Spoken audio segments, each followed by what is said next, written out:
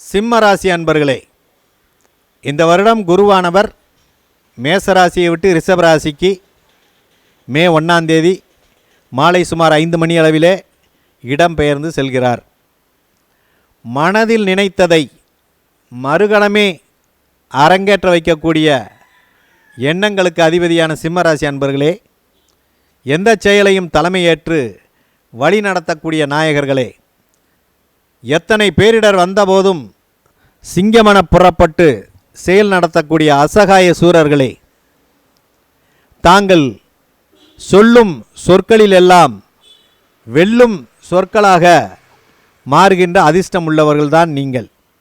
ஜாதி மதம் இனம் பாராது எல்லோருக்கும் உதவக்கூடிய குணமுடையவர்களே, எவர் வந்து எதிர்த்த போதும் நீங்கள் அஞ்ச மாட்டீர்கள்.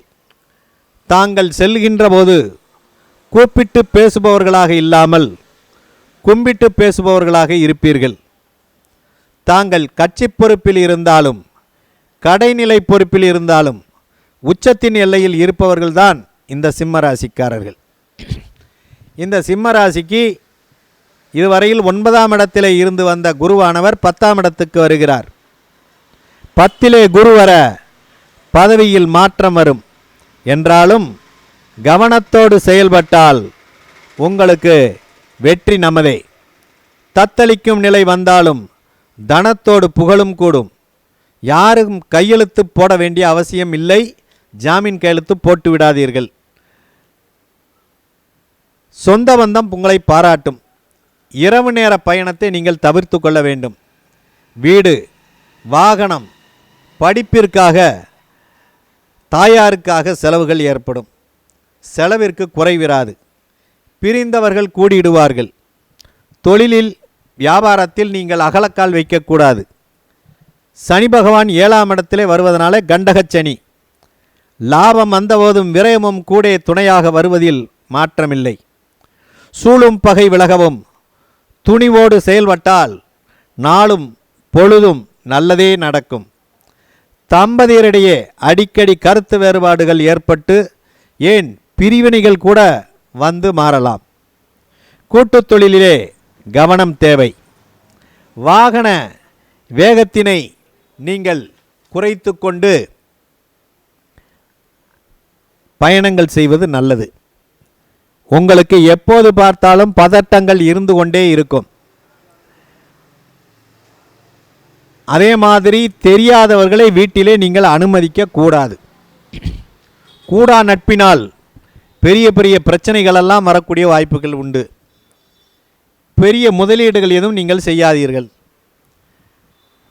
அதே போல உங்களுக்கு 8ஆம் இடத்து ராகு, அது தங்களுக்கு பல வகையில் அதிர்ஷ்டத்தை தான் கொடுக்குமே ஒழிய கெடுதல்கள் செய்வதற்கு அதிக வாய்ப்புகள் இல்லை.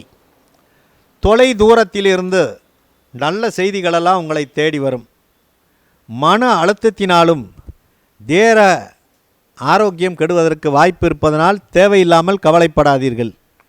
உங்களுடைய உணவு பழக்க வழக்கத்தினை உடலுக்கு ஏற்றவாறு மாற்றிக்கொள்ள வேண்டும். அதே போல உங்களுடைய ராசிக்கு 2ஆம் இடம் என்று சொல்லக்கூடிய குடும்பம் தனம் வாக்குஸ்தானத்திலே கேது பகவான் போய் அமர்ந்திருக்கிறார். இதனால் தேவையற்ற வாக்குவாதம் இருக்கக்கூடாது. உங்களுக்கு அது கடனை கூட ஏற்படுத்தும்.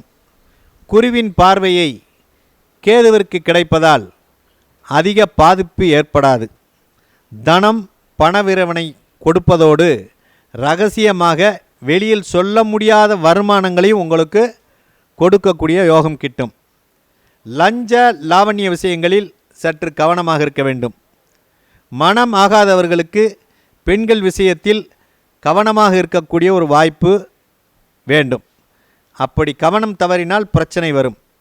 உங்களுக்கு வயிறு சார்ந்த மூலம் சார்ந்த மலச்சிக்கல் பிரச்சனைகள் ஏற்படுவதால் உங்களுக்கு அது சார்ந்த நோய்கள் வருவதற்கு வாய்ப்புகள் உண்டு. ஆகவே நீங்கள் கருணைக்கிழங்கு கடுக்காய் சார்ந்த மருந்துகளை எடுக்க உங்களுக்கு நலம் பயக்கும்.